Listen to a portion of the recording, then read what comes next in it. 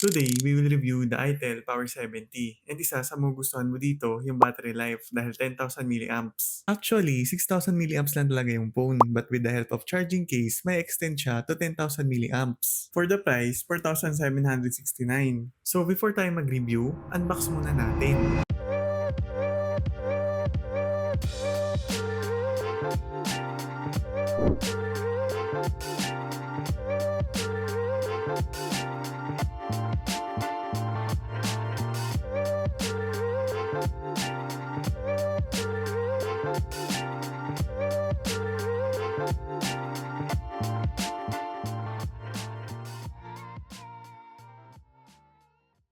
For design, modern at comfortable hawakan. Sakto lang din yung bigat and considered standard yung thickness. Made of plastic yung frame and back and hindi siya ganun ka-smooth.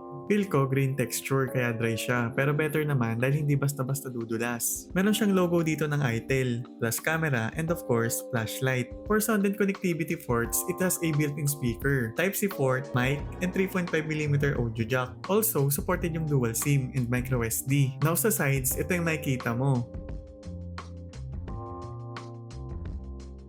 It also features water, dust, and drop resistance, kaya reliable choice for daily use. As for the screen, 6.67-inch IPS LCD display with 720 by 1600 resolution and 120Hz refresh rate kaya decent yung scrolling and animation. Also, 700 nits peak brightness, providing good visibility even under direct sunlight. Additionally, you can enable adaptive brightness to automatically adjust the screen based on your environment. Color-wise, not bad na, though di ganun ka-vibrant yung color, but still, good for regular use. Performance-wise, decent. Magagamit mo for TikTok, Facebook, and other social media apps. Sakto lang yung waiting time pag mag-open ka ng application and hindi din malag when switching between different apps. It can also handle light games like ML and HOK dahil Helio G50 Ultimate processor. Plus, it comes with 256GB of storage. Kaya malaki yung space for apps, video, photo, and documents. Along with 4GB memory na pwede mong i-extend up to 8GB.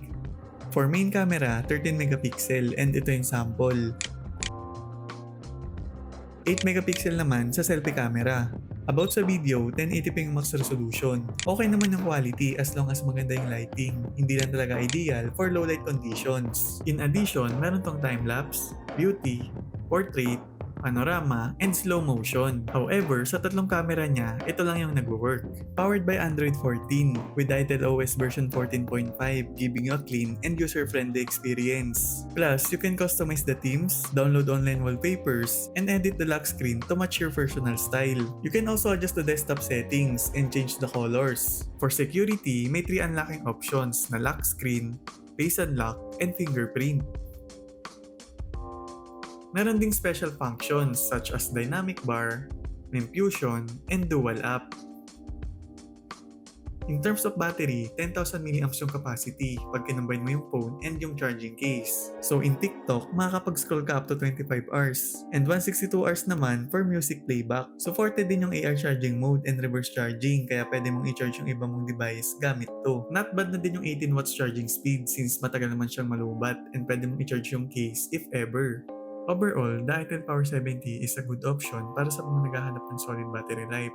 Though di siya designed for heavy apps or high graphic games, still, decent pa din for daily tasks, social media apps, and light games. So kung ikaw yung someone na gagamitin mo lang yung phone for TikTok, Facebook, or YouTube, perfect to sa'yo. Tip ko lang din na kapag di ganun kataas yung specs ng phone nyo, light apps yung i-download nyo. Bukod sa small yung file size, smooth yung performance. Kaya kung interested ka, check the link below. And please, don't forget to like and subscribe.